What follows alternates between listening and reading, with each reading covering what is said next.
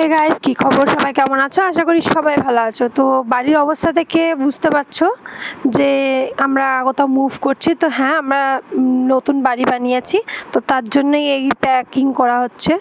তো দেখতে থাকো আজকে ব্লগে কি কি হচ্ছে। আর তার আগে বলে দিই, এই ব্লগটা অনেক আগেকার বলতে গেলে ধরতে পারো গেল বছরের। কারণ হচ্ছে আমি তারপরে ভিডিও অনেক দিন বানাতে পারিনি, কারণ হচ্ছে আমি অসুস্থ ছিলাম। সেই সবের ভিডিও আমি পরে দেব, আগে একটু সুস্থ হই।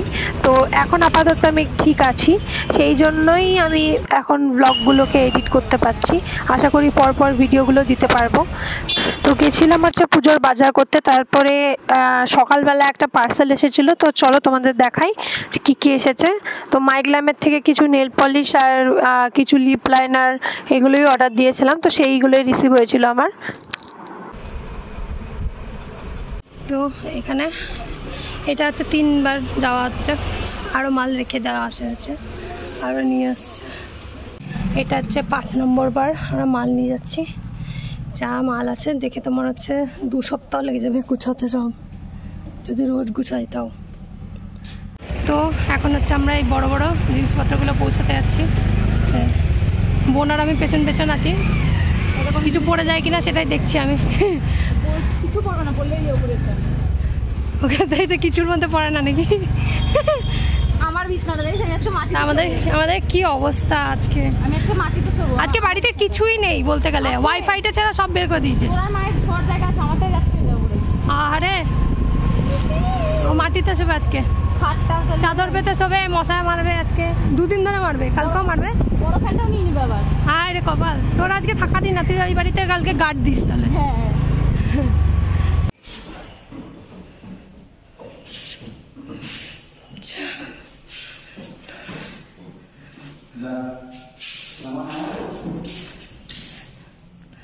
এখানে আমি আজ খুবই বসে রয়েছি, সব ফাঁকা হয়ে গেছে। কয়েকটা ফটো ফ্রেম রয়ে গেছে, আর এই কটা রয়ে গেছে। খাট চলে গেছে, আলমারি সব চলে গেছে। ঘরটা কিরকম লাগছে, 4 বছর কাটিয়েছি এখানে, বলতে গেলে 5 বছর।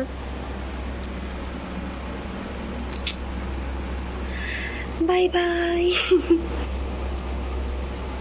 যাক, ভালো মন্দ সব মিলিয়ে কেটেছে। এখানকার দেখে লাভ নেই, শুধু রান্নাঘরের সেট আপটা রয়ে গেছে এখনো, রান্নাঘরটা ফাঁকা করতে হবে।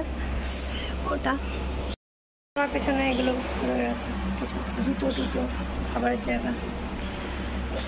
আমার মনে হচ্ছে আজকে পুরো রাত্রেবেলাতেই স্নান টান করবো, যা অবস্থা। সারা বালিতে সারা গা পুরো কিচকিচ কিচকিচ করছে। তার মধ্যে আমি অনেক কিছু খুঁজে পাচ্ছি না, এমন করে ঢুকিয়ে দিয়েছে, আমি আর খুঁজে পাচ্ছি না কিছু। সব থেকে বড় কথা, আমি আমার পার্স খুঁজে পাচ্ছি না, কোথায় ঢুকিয়ে দিয়েছে আমার মা, কি যে করবো। এখন আমরা এসেছি হচ্ছে কল্পনা মার্কেটে। মা যেহেতু পুজোতে বসবে, মার জন্য কিছু শপিং করতে হবে। এখন একদিন সেম জামা পরে দিচ্ছি, এখন টুকটাক শপিং করার জন্য। আর একটা বড় কড়াই কিনবো, ওতে রান্না করতে হবে। জানি না পারবো কিনা, প্রথমবার রান্না করবো। 9-10 জনের মতো রান্না।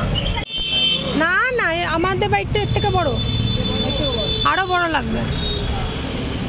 এখান থেকে আমরা এই মালপত্র সব নিয়ে নিয়েছি, মার্চ ছায়া ব্লাউজ নেওয়া হয়ে গেছে। এখানে রোল নিয়েছি, বাড়ি থেকে এখন খাবো। আর তো টোটো চলে এসছে, তো এখন আবার যাচ্ছি মাল রাখতে। 8:41 বাজে। খুবই ওখানে চিৎকার করছে যে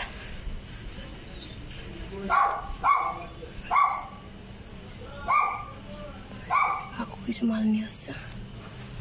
এখন নতুন বাড়িতে এসে এখানে পড়ে রয়েছে।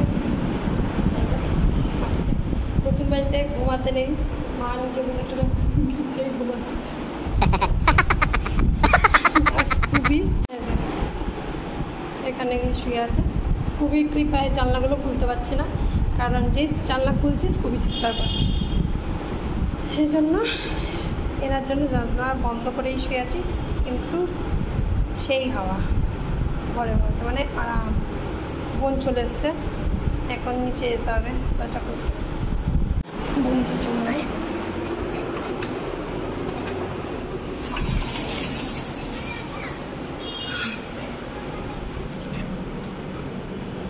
বোন এসে পড়েছে, এই যে বোন এসে পড়েছে।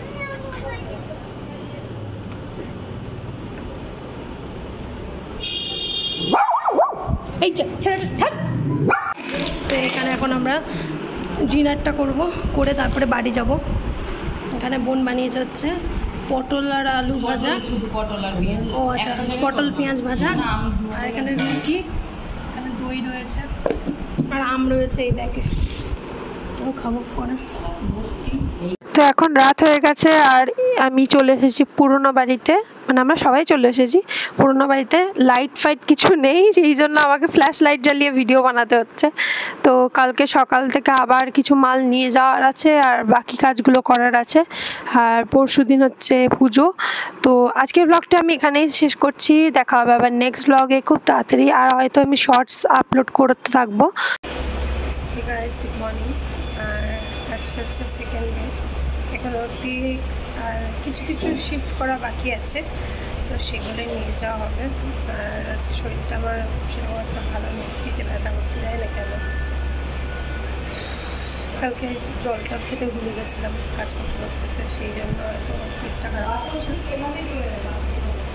এখন জানি না, সুস্থ থাকতে হবে, কারণ আমাকে কালকে রান্না করতে হবে সকাল সকাল, মানে ভোরবেলা, সকাল মানে ভোরবেলায় রান্না করতে হবে। তো সেই জন্য চেষ্টা করছি সুস্থ হওয়ার, ওষুধও খেয়েছি, কারণ জানি না কী হবে, দেখা যাক। এখন ওই বাড়িতে যেতে হবে, হয়তো কোনো কাজ আছে, জামা কাপড় কাচতে হবে, সেগুলোও আছে। তো এখন এখানে এই বিছনাটাই মাটিতে পেতে কালকে শুয়েছিলাম আমরা, তো সেটাকে এখন এরকম করে রেখেছে। তো আমি এখানে একটু ঢেলা দিয়ে শুয়ে আছি, আর শরীর দিচ্ছে না।